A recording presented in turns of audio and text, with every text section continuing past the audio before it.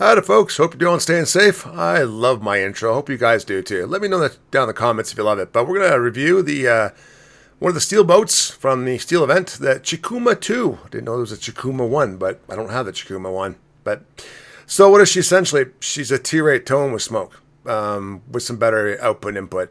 But the smoke makes a big difference. It really does in protecting it. And she has a very, very low smoke penalty, 6.2 kilometers. And she can fire with the mods 18.3. So you can have a lot of fun. She does really well in randos, believe it or not.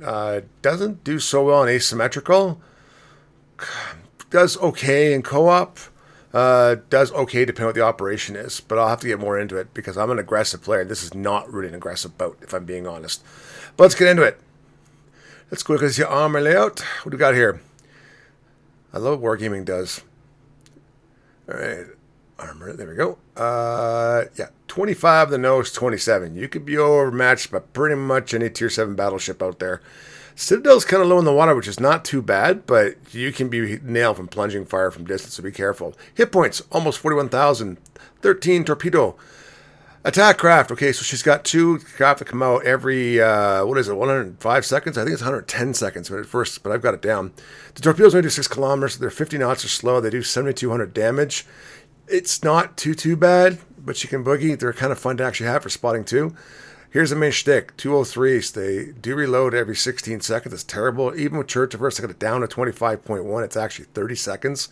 She can do 34 millimeters of damage, but the best thing about it is she starts a fire pretty much all the time, which is great. Secondaries, it's like having 5-inch guns. It's nothing really to write home about. Torpedoes, she got 6 per side and 2 tubes each per side. I got mine down to 94 seconds reload. She does 24,000 damage in 60 knots, protectability at 1.7.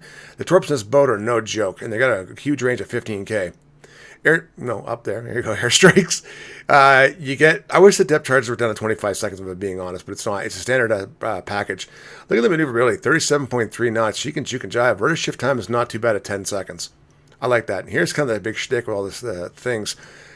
8.8 detectability. That's like fantastic. Penalty and firing and smoke is 6.2 kilometers. That is fantastic. And detectability air is 5.8. At tier 9, that's pretty good. I'm actually very happy with that. Equipment. I had to spec this out a bit and test some stuff out, but I took mid-armor modification. I also took the hydro upgrade because I wanted that. You could take engine protection, but I want hydro. Then I took the smoke upgrade because I really wanted that. You could take arming modification or grease the main body modification. That would actually help too. I did take for the aircraft. I mean, you could take steering if you want, but it does help your aircraft, and part of the shtick is this aircraft and getting it back. So I played with this for a bit in some of the training and some of the rooms and whatnot, so it's okay. Then, of course, I did concealment. I did take fire control because I want that extra 16 kilometers of range. I'll explain in a minute. There's my flags. Repair's not bad. It comes back every less than 60 seconds. You get tons of them. Hydro. 3 cam torps, 4 cam ships. It's fantastic. I love having the hydro when you're in smoke hiding. Smoke, 93 seconds, so a minute and a half of useful time. It's almost like American smoke. Repair party, it's a good repair party. It actually does well. And for the planes, here's you get 5 seconds for, we got down to 70 seconds? Yeah, 70 seconds for cooldown time to get my planes back up. And there's the torpedoes actually on the planes. Again, 50 knots, 6 kilometers, 7,200 damage, depending on torpedo protection. Exterior, I take and kind of fluctuate between the dark one and the light gray one. I mean, hey, if you want the light gray one, it's okay. There we go. Boom, light gray. I can't fault Wargaming's art department. They do a great job. Teoko Suzuki. Let's go see what he's got. I had to take grease the gears to get something. In a kind of a juke and jive, you lose control of the guns. Consumable specialist. Get this back up to 7.5% quicker. I need those consumables.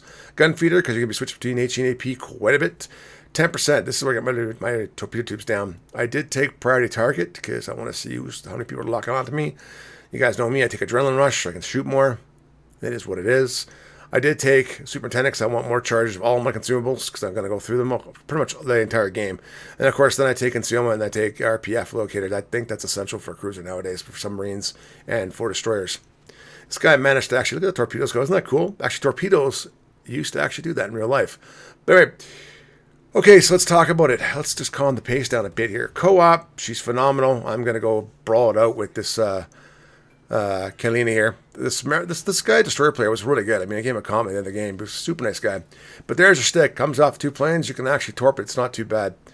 Co-op, she does okay. Co-op games don't last that long. Operations, be very careful the operation you get. You might want to hang back a little bit because you're not a brawler, and they are going to fire focus you like crazy, especially in Aegis and what's the other one? Raptor Rescue. So I'd be very, very careful what you do about operations.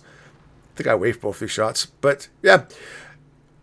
Now in randoms, the boat's fantastic. Hiding it back and a little bit back, and the destroyers go forward and just kind of hanging out a little bit, and you can nail things from 18 kilometers away, start fires, burn stuff down. The guns turn relatively quick when you're stationary, but it's not too bad. I would say it's a good, solid steel boat. I don't mind it. Would I have bought this boat with steel?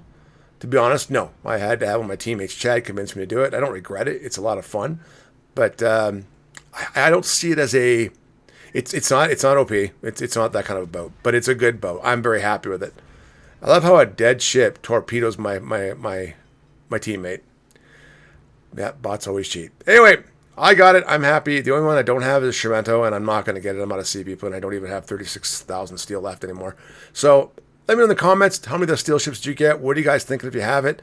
I think it's a good ship. It's a lot of fun in pretty much any kind of game mode. But it's better for randoms, if I'm being honest. All right. So anyway, as always, take care, stay safe. Wish you all the best, and bye for now.